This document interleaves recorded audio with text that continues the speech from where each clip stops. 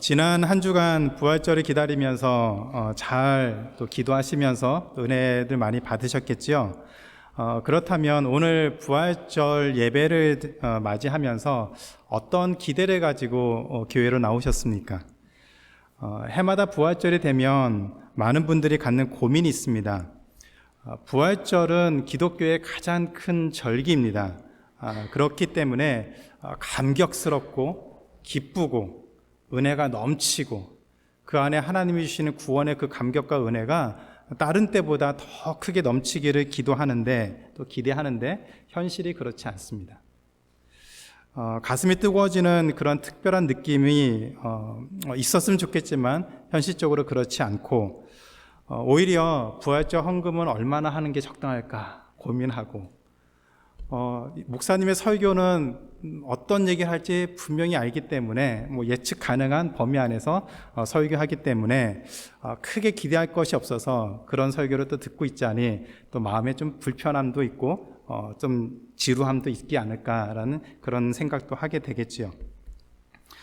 그래서 부활절에 새롭게 방문하는 또 그동안 못 봤던 얼굴들을 보는 그런 기대감이 더 크지 않을까. 또 예배 후에 또 맛있는 음식도 있다고 하니까 또 맛있는 음식 먹을 거에 대한 그런 기대감이 그나마 우리에게 조금 위로와 또 기대감이 되지 않을까라는 생각을 하게 됩니다.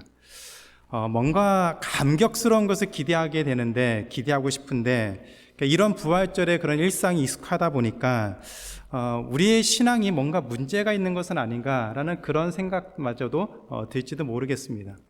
다른 사람들은 뭔가 은혜를 받는 것 같고 부활절을 통해서 하나님이 주시는 그 은혜가 특별하게 임하는 것 같은데 나는 좀 전에 얘기했던 그런 고민들 별로 감동도 없고 그냥 습관적으로 부활절이 되었으니까 예배드리는 그런 모습이 된다면 혹시 나에게 어떤 신앙에 문제가 있는 것은 아닌가라는 그런 생각이 들지도 모릅니다. 어쩌면 그것이 대다수의 신자들과 목회자들이 부활주일 아침에 겪는 그런 곤혹스러움일 것 같습니다. 그런데 부활의 현장을 다루고 있는 복음서를 자세히 읽어보면 성경은 우리가 기대하는 그런 모습으로 부활 사건을 다루고 있지 않습니다. 부활주일을 통해서 얻고 싶은 그런 감동과 감격을 보여주고 있지 않습니다. 오히려 그 반대입니다. 기쁨과 감동보다는 두려움과 의심이 불안함이 가득했습니다. 예수님이 부활하신 바로 그 새벽에 몇몇 여자들이 예수님의 시신에 향품을 바르기 위해서 무덤으로 갔습니다. 이 여인들도 예수님의 부활에 대한 어떤 기대도 갖지 못한 채 그저 예수님의 시신에 향품을 바르기 위한 그 생각만 가지고 무덤을 찾았습니다. 그리고 가는 길에 어떻게 하면 그 무덤을 가로막고 있는 큰 돌을 굴려서 예수님의 시신에 향품을 바를 수 있을까? 그것에 대한 염려만 있었습니다. 그리고 예수님의 그 빈 무덤을 발견한 다음에 기쁨과 찬양과 감동보다는 오히려 두렵고 떨림이 있었다. 그래서 무서워했다라고 얘기를 하고 있습니다. 게다가 예수님의 제자들은 예수님이 부활하셨다는 소식을 들은 다음에 하나님을 찬양하지 않았습니다. 하나같이 이 놀라운 소식을 믿지 않았습니다. 11절에 보면 듣고도 믿지 아니하였다. 13절에 보면 역시 예수님의 제자들은 믿지 아니하였다라고 얘기를 하고 있습니다. 그렇다면 이 부활이 예수님의 부활은 우리에게 어떤 의미가 있는 것일까요? 예수님의 부활을 통해서 우리가 알아야 될 것이 무엇일까요? 오늘 이 말씀을 통해서 예수님의 부활에 대한 세 가지 진실을 같이 한번 살펴보려고 합니다. 첫 번째, 예수님의 부활은 예수님의 죽음을 전제로 일어난 기적입니다. 예수님이 죽으셔야만 부활이 가능한 이야기입니다. 예수님의 부활이 일어나려면 먼저 예수님의 죽음이 사실이어야만 합니다. 너무 당연한 말이겠죠. 지난주에 나눈 말씀을 살펴보면 예수님은 금요일 오후 3시에 돌아가셨습니다. 그리고 아리마대 사람 요셉이 빌라도를 찾아와서 예수님의 시신을 자신이 무덤에 장사할 수 있게 해달라고 요구를 했습니다. 그 요구를 들은 빌라도는 예수님이 이렇게 일찍 죽었다는 것을 의심하고 믿지 못해서 백부장에게 예수님이 정말 죽었는지를 확인했다고 했습니다. 그렇게 확인한 다음에 빌라도는 아리마대 사람 요셉에게 예수님의 시신을 가져갈 것을 허락했습니다. 또한 예수님이 죽지 않았다면 제사장들이 예수님의 십자가에 죽도록 그렇게 원했던 제사장들이 가만히 있지 않았겠죠. 마태복음 27장 63절에 보면 제사장들도 예수님의 죽음을 분명히 확신했습니다. 분명히 알았습니다. 그런데 예수님이 살아계실 때 하셨던 말 때문에 제사장들은 굉장히 불편했습니다. 예수님이 돌아가시기 전에 내가 죽으면 3일 만에 다시 살아날 것이다 라고 얘기를 했죠.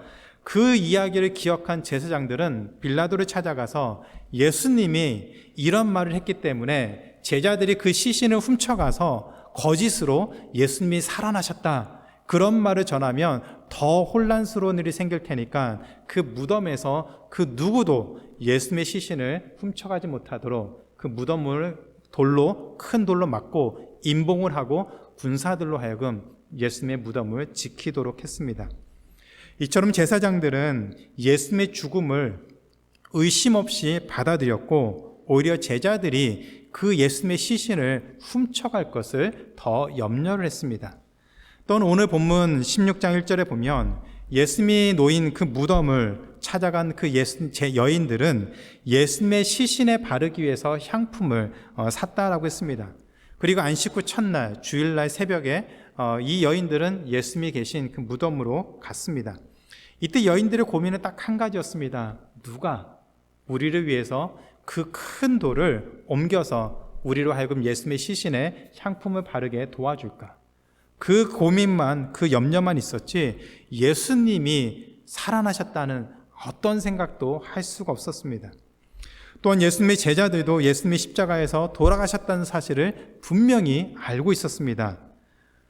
제사장들, 로마 백부장, 아리마대 사람 요셉, 여인들, 빌라도, 제자들 모두 예수님의 죽음을 분명히 알고 있었습니다. 누구 하나 예수님의 죽음을 의심한 사람은 없었습니다. 그렇게 예수님은 십자가에서 우리 죄를 짊어지고 죽으셨습니다. 그 죽음으로 말미암아 우리 모든 죄를 용서해 주셨고 우리로 하여금 하나님의 은혜의 보좌 앞으로 나아갈 수 있는 그런 특권과 은혜를 허락해 주셨습니다. 그래서 우리는 부활하신 예수님을 통해서 은혜의 보좌 앞에 하나님이 계신 곳에 하나님께 나아가 그 은혜를 직접 구할 수 있는 그 은혜를 누리며 이 세상을 살 수가 있습니다. 두 번째로 우리가 기억해야 될 것은 예수님의 부활은 사실이고 우리의 소망이라는 것을 기억해야 됩니다. 안식 후 첫날 예수님의 무덤을 찾은 여인들은 깜짝 놀랐다라고 합니다. 왜냐하면 무덤을 막고 있던 그 돌이 이미 옆으로 치워져 있었기 때문이었습니다. 그리고 나서 그 안을 들여다보니 예수님의 시신이 그곳에 없었습니다. 빈 무덤만 발견했죠. 그때 천사들이 그 여인들에게 예수님이 살아나셨다라고 얘기를 했습니다. 그리고 부활하신 그 예수님은 막달라 마리아에게도 나타나셨습니다. 그리고 엠마오로 내려가던 두 제자에게도 나타나셔서 예수님이 부활하셨다는 사실을 알려주셨습니다. 부활을 믿지 않는 사람들은 예수님이 진짜로 죽은 것이 아니다라고 얘기를 합니다. 그러나 이미 살펴본 것처럼 예수님은 분명히 십자가에서 죽고 돌아가셨습니다. 그것은 분명한 역사적인 사실입니다. 또한 부활을 믿지 않는 사람들은 이렇게 예수님이 나타난 것, 죽었던 예수님이 나타난 것, 그것은 환상이다라고 얘기를 합니다. 그냥 실제가 아니라 환상으로 본 것이지 예수님의 부활은 사실이 아니다라고 얘기를 합니다. 그런데 환상은 시간차를 두고 여러 사람에게 여러 장소에서 동일한 모습으로 보일 수가 없습니다. 그렇게 나타날 수가 없습니다. 이처럼 마가는 예수님의 부활을 역사적 증거를 가지고 설명을 하고 있습니다. 그럼에도 불구하고 오늘날 많은 사람들은 예수님의 부활을 믿으려고 하지 않습니다. 그런 이유, 가장 큰 이유는 과학으로 부활을 증명할 수 없기 때문입니다. 여러분 어떠십니까? 여러분 예수님의 부활을 믿으십니까? 정말로 믿으십니까?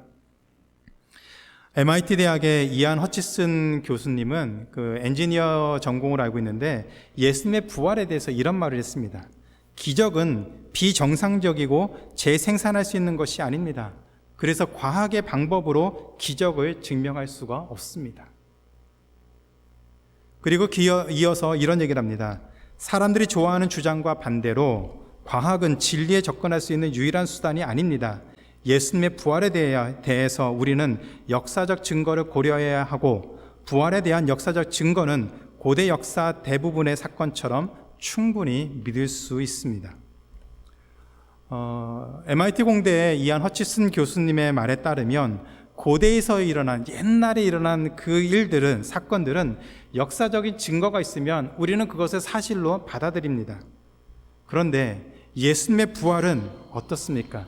예수님의 부활 역시 역사적 증거가 충분하기 때문에 우리는 그 부활을 사실로 받아들일 수 있습니다. 그래서 이안 허치슨 교수는 예수님의 부활을 함께 즐거워한다라고 고백합니다. I'm celebrating the resurrection of Jesus. 여러분은 예수님의 부활을 즐거워하십니까? 그것이 사실이기 때문에, 예수님이 부활하신 것이 역사적인 사실이기 때문에, 그리고 우리의 삶을 새로운 것으로 인도하시기 때문에 그 부활을 즐거워하고 계십니까? 부활의 감격과 그 은혜가 우리 삶 가운데 고백되고 있습니까? 이안 허치슨 교수의 말처럼 우리는 과학이 말하는 그 논리에 빠져서 어쩌면 우리 스스로도 부활은 그냥 신화 같은, 아니면 옛날에 있을 법 같은 그런 옛날 옛적 일로 생각하는 것은 아닌지 한번 돌아보시기 바랍니다. 부활은 사실입니다. 예수님은 부활하셨습니다. 그런데 예수님의 부활이 중요한 이유는 역사적으로 증명된 사실이기 때문만은 아닙니다. 예수님의 부활이 가져다 준 그 결과가 우리에게 매우 중요하기 때문입니다. 보통 부활이라고 하면 죽었던 사람이 다시 살아난 것으로 생각을 합니다.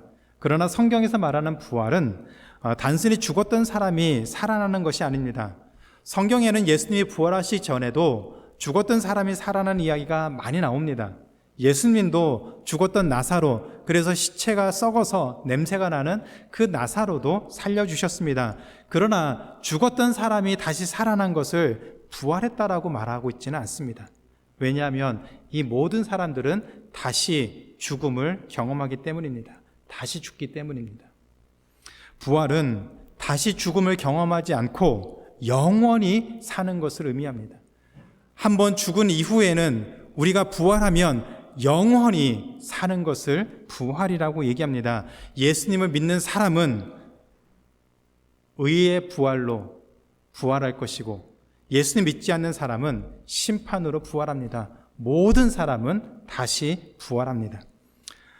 사도행전 24장 15절에 보면 사도 바울은 우리의 부활에 대해서 이렇게 얘기를 합니다. 같이 한번 읽겠습니다.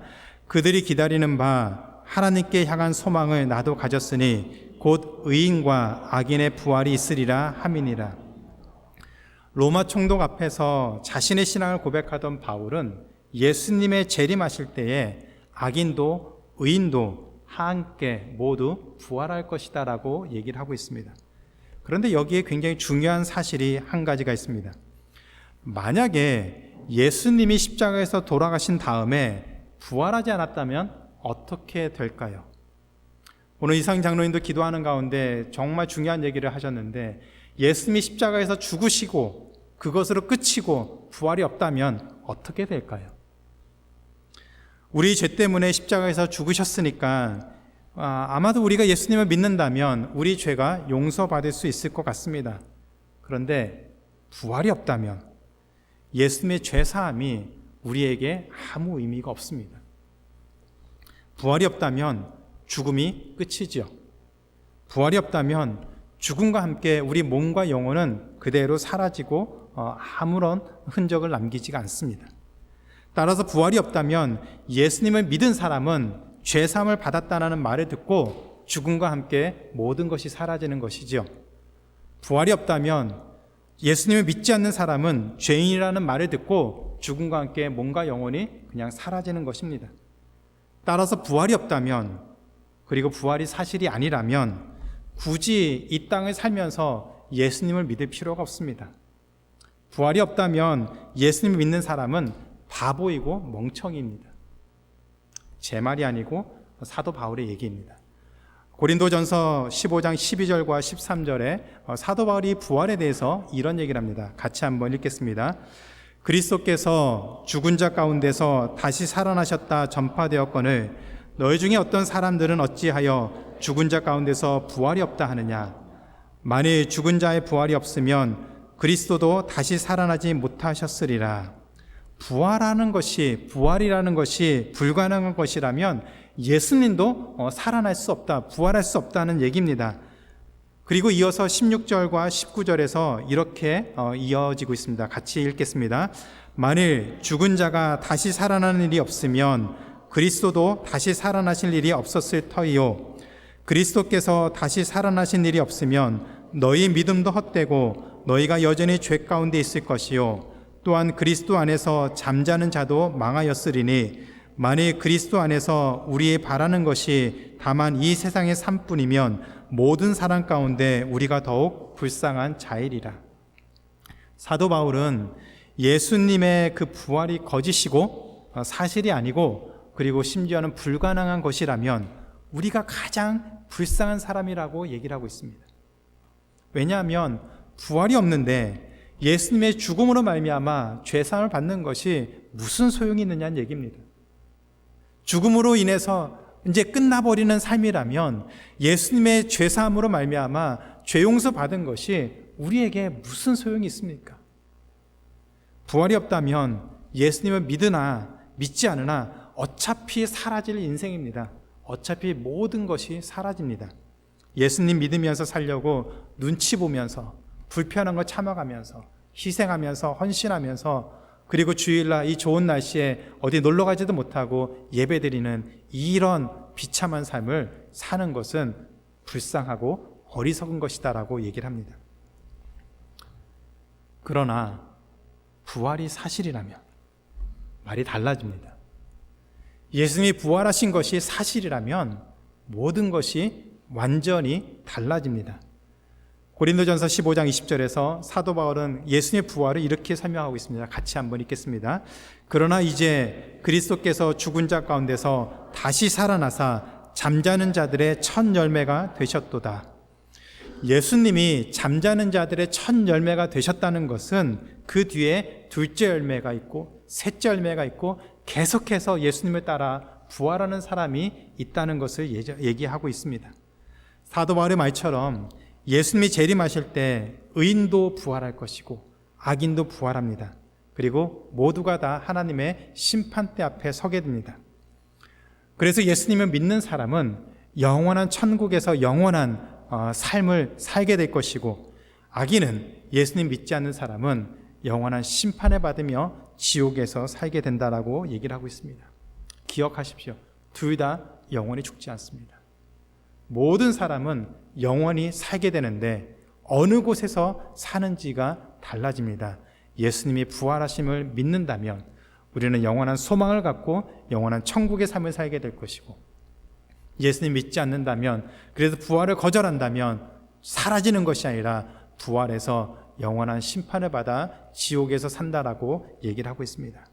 중요한 것은 최종적으로 영원한 삶을 어디에서 사는가, 그것이 예수님의 죽으심과 예수님의 부활하심을 통해서 우리에게 주어진다는 사실입니다. 그래서 그리스도인에게 부활은 옵션이 아닙니다. 믿어도 되고 믿지 않아도 되고 하는 그런 옵션이 아닙니다. 그리스도의 부활은, 예수님의 부활은 우리에게 가장 중요한 소망이고 우리에게 없어서는 안 돼. 우리가 영원히 간직하고 살아가야 되는 놀라운 복음의 소식인 것을 기억하시기 바랍니다. 다시 한번 말씀드립니다. 예수님의 부활이 사실이 아니라면 우리는 바보 멍청이입니다. 그러나 예수님의 부활이 사실이라면 우리는 가장 복된 삶을 사는 것이고 영원한 천국에 대한 소망을 가지고 이 땅을 담대히 살아가는 인생인 것을 분명히 기억하시기 바랍니다.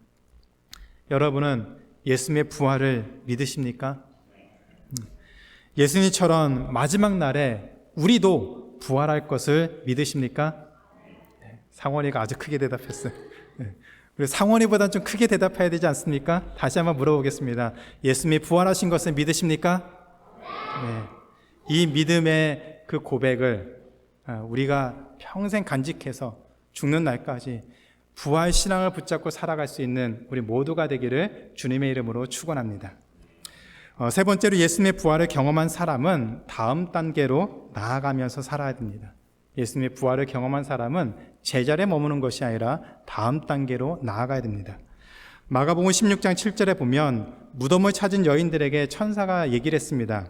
제자들에게 갈릴리로 가서 부활하신 예수님을 기다리라. 거기서 예수님을 만나라고 전했습니다. 예수님도 죽기 전에 제자들에게 내가 죽었다 살아나면 갈릴리로 먼저 갈 테니 거기서 만나자라고 얘기를 했습니다. 마가복음 14장 27절과 28절에 보면은 예수님이 이렇게 말씀하십니다. 예수께서 제자들에게 이르시되 너희가 다 나를 버리리라. 이는 기록된 바 내가 목자를 치리니 양들이 흩어지리라 하였음이니라. 그러나 내가 살아난 후에 너희보다 먼저 갈릴리로 가리라.